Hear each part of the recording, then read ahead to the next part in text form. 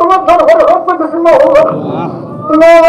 যে বাবা না খেয়ে পিন্দে না পিন্দে আমাদেরকে খাওয়া পিন্দে মাওলা, খানা খাওয়াইছো মাওলা, মুখে আদার খাওয়া মানুষ করেছিল, সেই দুঃখের বাবা মা কবরে সে আসর মাওলা।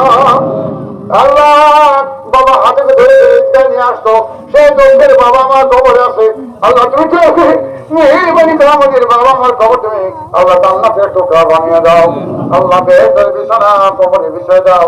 আল্লাহ তোমার রহমতের নূরের দ্বারাই তাদেরকে আলোকিত করে দাও।